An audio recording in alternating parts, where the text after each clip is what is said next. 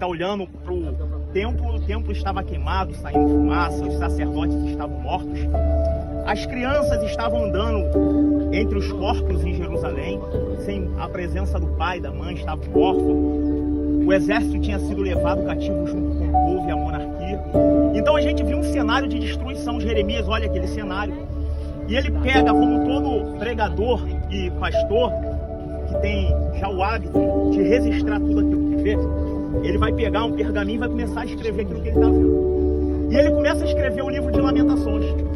Só que ele não escreve o livro emocionalmente, de forma tranquila. O cenário é desesperador.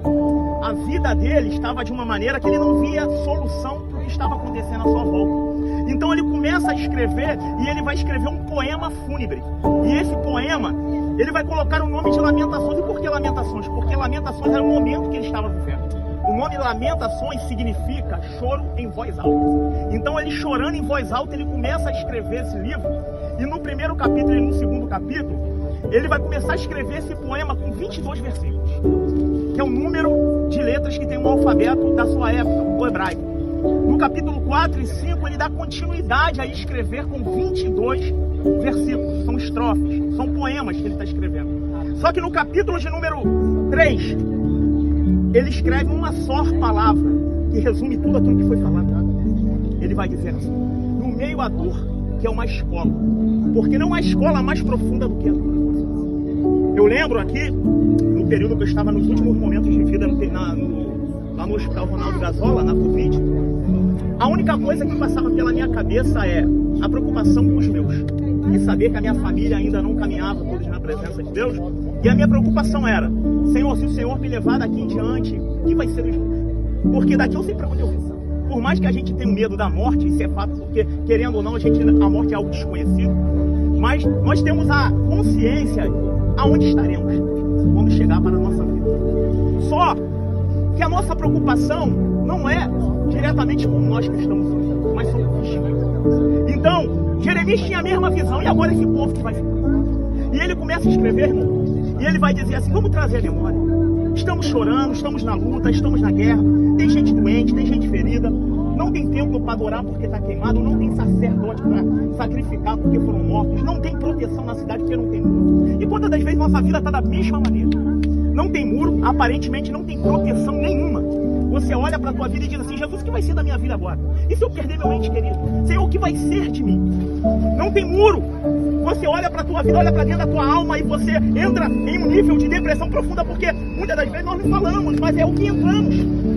E a gente não consegue dormir, nos tira o sono, passamos a noite acordados. Muitas das vezes, durante o dia, a luta que é, né, Paulo? A luta que é, porque você não consegue se acalmar, então você não vai conseguir acalmar quem está à sua volta. Então, às vezes, a pessoa que está te acompanhando, ela fica mais paranoia. Por quê? Porque você não vê a solução, você entra em desespero, ela não pode fazer nada por você, como a nossa irmã Joana falou. E aí entra um desespero maior. Estava assim a vida do profeta: que eu vou fazer? Eu não tenho poder para mudar ninguém. Eu não tenho poder para mudar o cenário. Então ele começa a escrever, e no meio do livro ele diz assim: trazer a memória. Ele começa a trazer a vida dele. Por quê? Porque a mente, quando ela está curada, o corpo está curado. Porque é fato que todos nós sabemos aqui que a vida do ser humano, a nossa mente, precisa de produzir como dopamina, serotonina, são substâncias, hormônios da alegria. Isso é patológico. Precisa trazer substâncias que nos trazem alegria. Mas quando entramos em desespero e a mente fica doente, a adrenalina e dopamina, ela sobe de uma maneira que você não tem controle do seu corpo. Então o cérebro começa a mandar informações para o corpo que há problemas em você que você não tem. E aí o que acontece? Jeremias começa a dizer: opa, começa aqui, ó. Vamos lá, vamos trazer a memória. Vamos trazer a memória que nos dá esperança. E o que nos dá esperança? Uma cidade reconstruída, os muros levantados. Porque o que nós queremos é ter os nossos muros levantados, Sérgio. Os nossos muros levantados. E o que é um muro levantado? É proteção. Quem não quer viver debaixo de proteção? Quem não quer acordar cedo para o trabalho, pegar uma condução, quem tem a certeza que vai chegar em casa e vai ter a família curada? Quem não quer ter a proteção? A proteção de você olhar para um filho e saber que se fosse um médico fazer um exame, e vai estar tudo tranquilo, vai estar curado. Quem não quer ter a proteção de ter a mente saudável? E aí Jeremias começa a trazer: calma aí, vamos trazer uma mente curada. Os muros levantados, vamos pensar no templo reerguido. Porque o templo reerguido é um lugar de adoração. Porque se eu não tenho lugar para adorar hoje, e se eu prostrar diante do Deus vivo? E se eu não posso me prostrar diante de quem vai curar e resolver o meu problema? Ninguém. Porque às vezes o diagnóstico do médico é: acabou. Vai para casa, paciente paliativo e ó, tchau e benção.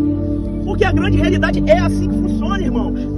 Hoje eu vivi num momento caótico em que pessoas eram levadas no Ronaldo Gavala, que as pessoas falavam assim, ó, o chefe da enfermagem, sinal vitais, pressão nada, coração nada, saco preto e vai, irmão. É assim que funciona. Agora, se você tiver a convicção que os teus muros estão levantados em tempo requerido, nós temos agora um sacerdote. Quem é o nosso sumo sacerdote? Jesus.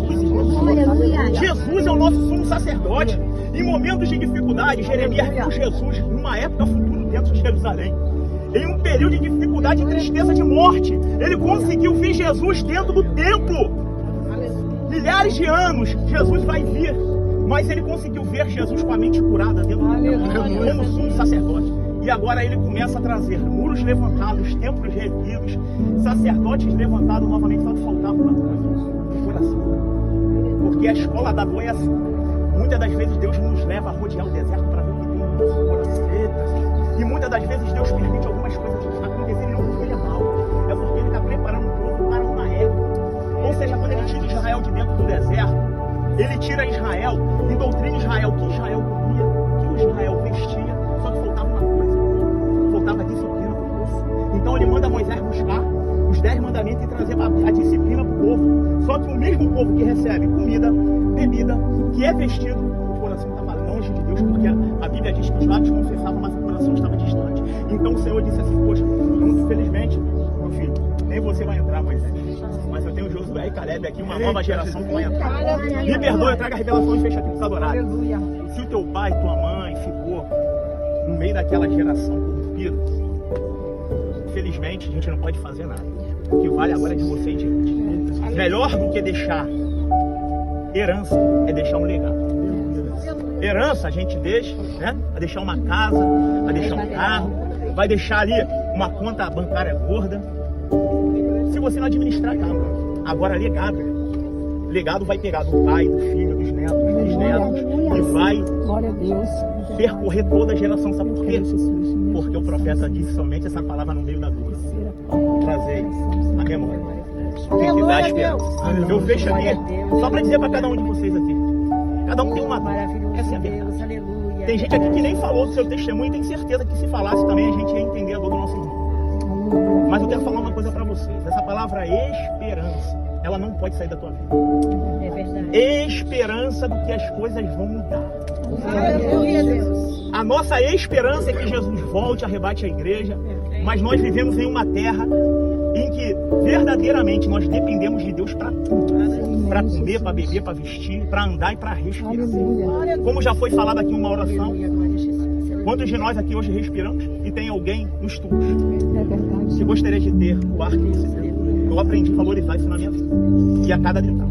Então eu quero deixar essa palavra para os irmãos: não tire esperança, não somente como palavra, mas como atitude da vida de cada um. Mesmo que o diagnóstico é não tem jeito, eu tenho a esperança. Glória a Deus.